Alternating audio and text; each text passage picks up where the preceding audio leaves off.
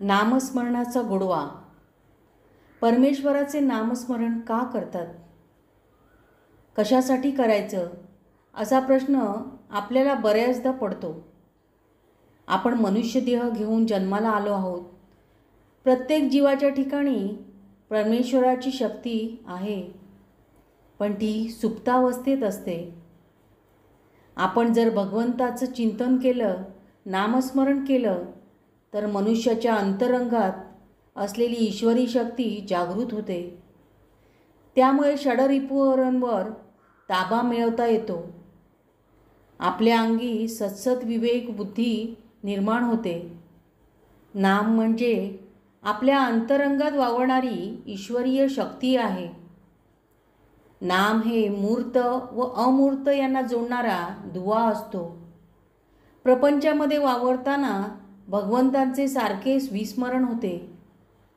विस्मरण होऊ नये यासाठी नामासारखा अन्य उपाय नाही. नामात साधक एकरूप होत असल्याने अहंकाराचा नकळत लय होतो. अहंकार गळला म्हणजे संकुचितपणाही नाहीसा होतो.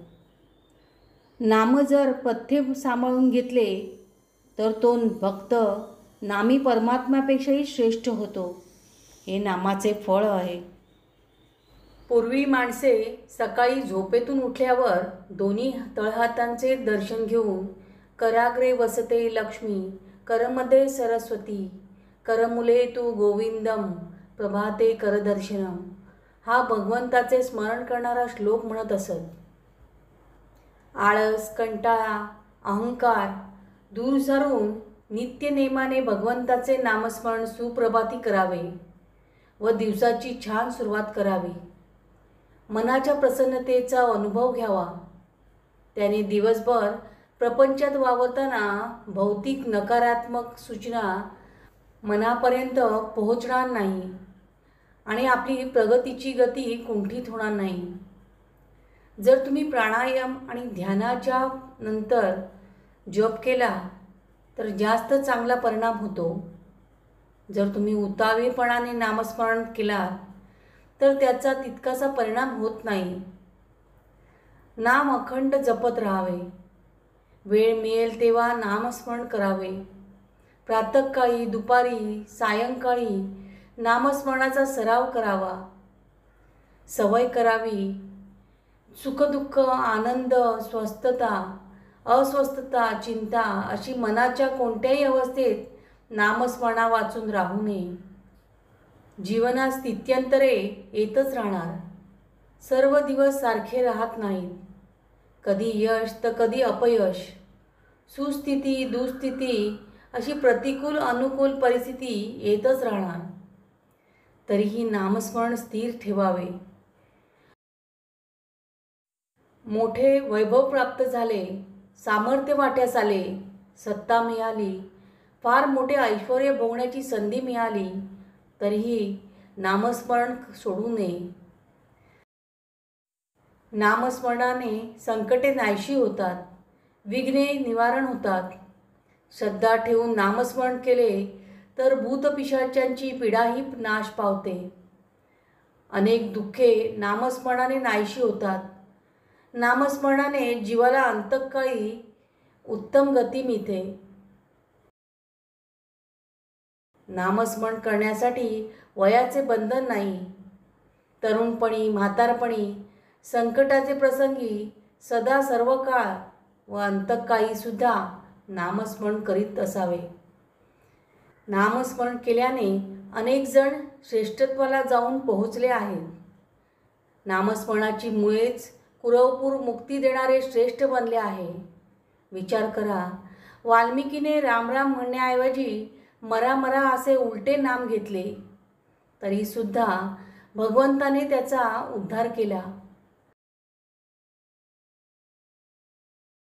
इतके भगवंताचे नाम पवित्र आहे, उद्धार करणारे आहे, मोक्ष प्रदान करणारे आहे.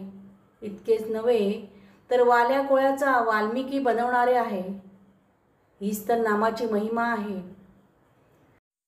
अनेक प्रकारच्या दुःख संकटातून भगवंताने प्रल्हादाला वाचवले, कारण तो अहोरात्र नाम घेत होता. आपल्या भक्तासाठी त्यांनी नृसिंह अवतार घेतला. अजाणतेपणी का होईना अंतकळी अजामेळाने नारायण नाम घेतले आणि त्याचा उद्धार झाला. इतकेच नव्हे तर नामाने पाषाणसुद्धा तरले. मोठमोठे महापापी केवळ नामस्मरणाने पवित्र होऊन गेले. परमेश्वराची नामे अनंत आहेत. नित्यनेमाने त्याचे नामस्मरण केले तर माणूस तरून जातो. नामस्मरण करणाऱ्याला यम यातना होत नाहीत. कोणत्याही नामाच्या स्मरणाने माणूस भगवंतापर्यंत पोचू शकतो. भगवंताच्या हजारो नामांमधील एक नाम पसंत करावे व मनापासून त्याचा जप करावा. श्रद्धा मात्र असावी. आपले सार्थक झाल्यावाचून राहणार नाही.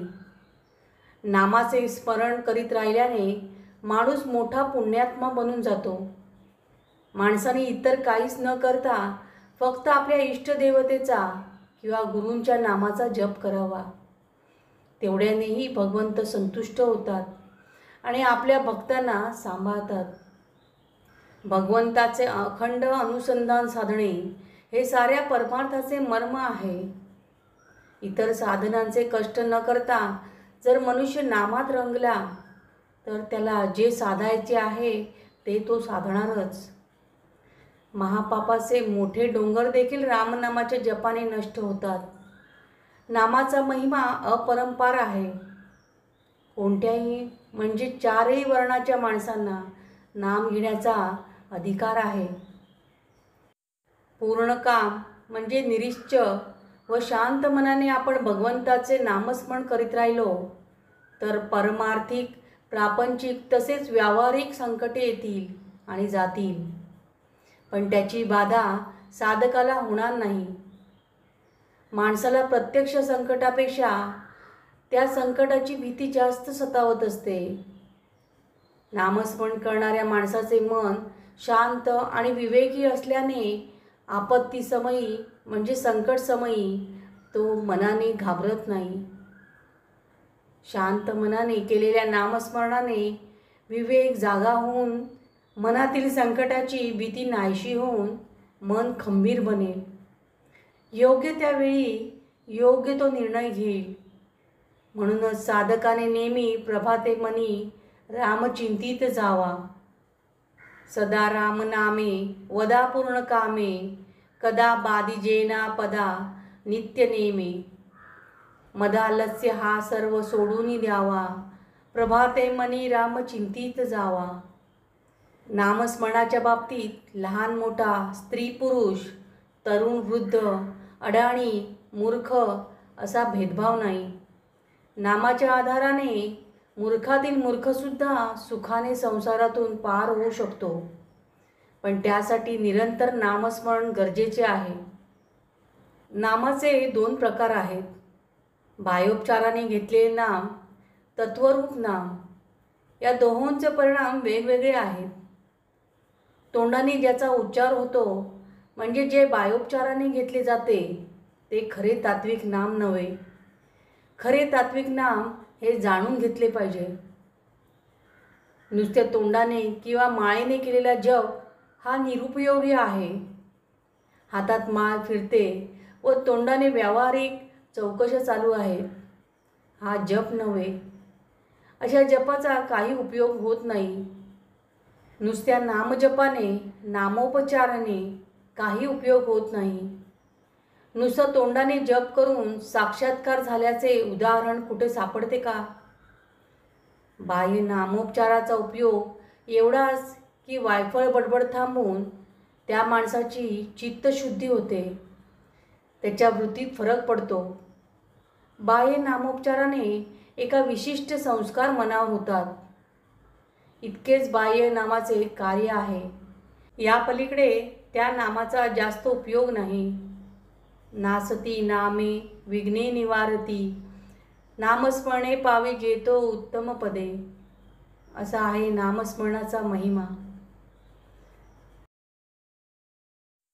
व्हिडिओ आवडल्यास लाईक करा, शेअर करा आणि सबस्क्राईब जरूर करा. धन्यवाद. श्री स्वामी समर्थ.